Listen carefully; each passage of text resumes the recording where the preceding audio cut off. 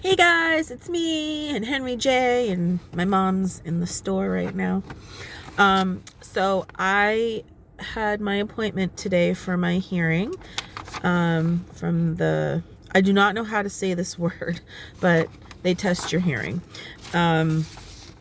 So it was like, like specialists, like people who do that for a living.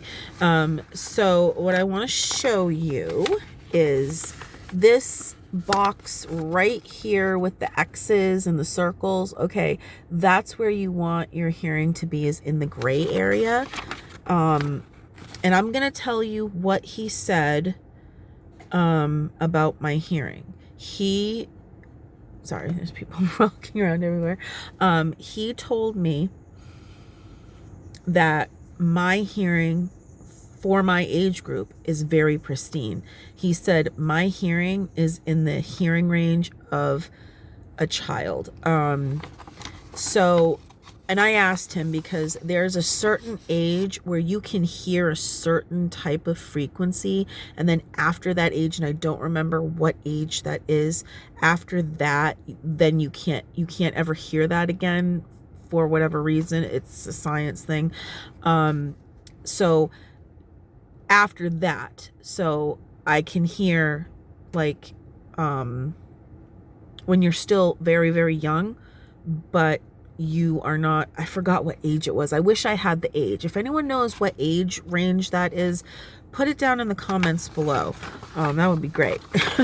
But there is a cutoff, and I feel like it's right before the teen years or early teens, something like that. So, but he said child, not teenager. So I'm thinking preteen, where you're double digits, but you're not a teenager. I think that might be the age range. I'm not sure. But he said my hearing was pristine and of a child. And I mean, I was like, that's great to hear. So this is when they did the pressure test on both of my ears. And as you can see, there is a peak in the middle. Okay, strong, solid peak. There's no breaks. There's no weird stuff going on. That's what you want to have when you get because they test the pressure of your ear. And that is what you want to have, which is really good. I'm sorry for the angle of this. This camera phone is different than my other phone, so it's like I was trying this out like here, just seeing how it does. But yeah, so I have great hearing, and it was funny because I said, yeah, people, and when I say people, I mean like mostly my mother and my son.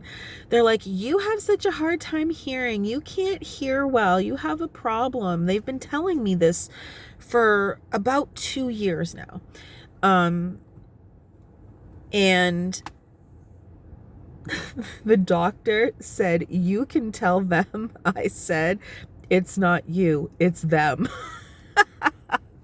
That is so hilarious.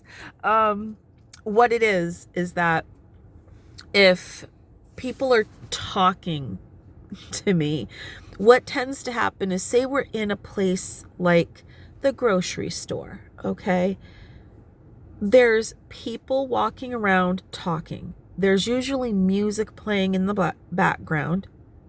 And now we're wearing masks. So when you are in front of me, I'm pushing a cart, you are in front of me, facing away from me, having a conversation with me.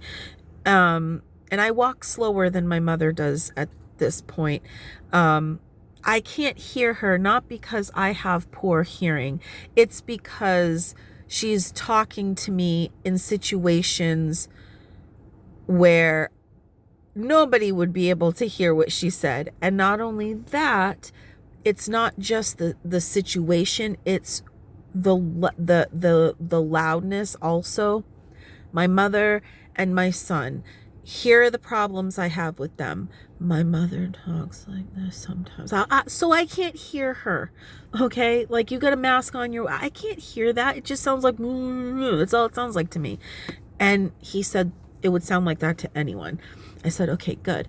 The other problem is my son. So when my son speaks, sometimes, and I don't know why he does this, it must be because of the speech delay and, you know, all that stuff that went on. Sometimes he speaks as though, you know, when someone speaks like French or Italian or, you know, a language where you talk very fast. That's how he speaks sometimes. And he kind of jams his words all together very quickly. And I'm like, can you say that slower and pronounce every word, please? And then he says it, and then I understand. So I'm going to go with what the doctor said, okay? The problem isn't me. It's my surroundings, how it's being said to me, and the way that someone is speaking to me. So if you like slur your words together like you're drunk, I'm not going to understand you. And if you... I'm not going to hear you if you do that either. You know, I'm just not. And that's actually very normal for the majority of people who can hear. So, yeah, I am happy that my hearing from a specialist came back where he said I have pristine hearing. That's super awesome for me. So, bam, that's down.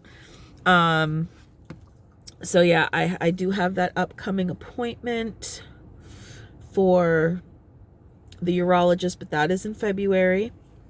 I'm nervous.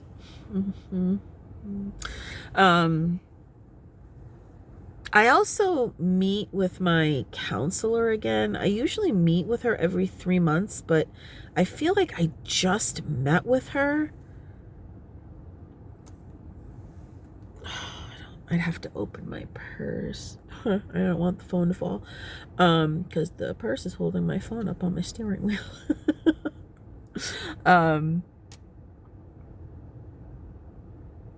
So I'm not sure, because I do not remember her saying a month from now. I'm pretty sure it's every 3 months. But the thing with that is that nobody called me about that appointment. It was just made without me having any knowledge of it. I called about something else, and at the end I said, okay, may I please make an appointment, because I haven't spoken to anyone about making an appointment yet. And the medical assistant looked in the computer and there was an appointment. So yeah, there's kind of a communication issue there. So, and this isn't the first time, and I'm trying not to make it a big deal. I'm trying to have it be what it is. And what I can do about that is, when that appointment comes up, I can speak to the doctor. What was that? Did you guys hear that? I think a car was pulled up way too close, and it was over the space you walk that's in between, what do you call it? The sidewalk. Sorry, the walkway there. When you pull your car up into a place. Yeah, I think they were over, and when they went to back up, it made a big noise. Careful, you can do some damage if you're not careful with how you park your car. So what was I saying? I got off track. I forgot.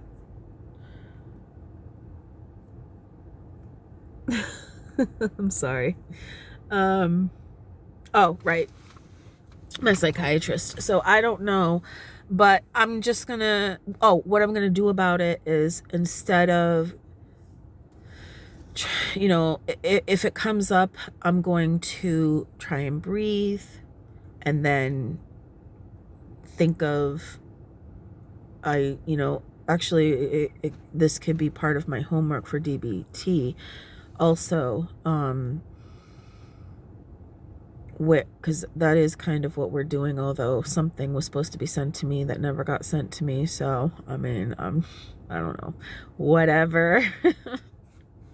I will, breathe about it, calm myself down, and then brainstorm, which I have already been doing right now, which is when the time comes, I'm going to speak with a psychiatrist about that and then see what I can do about it, see if we can stop it, and then figure out what's going on with why I'm seeing her so soon. But I have to go, so I'll see you guys later. Bye.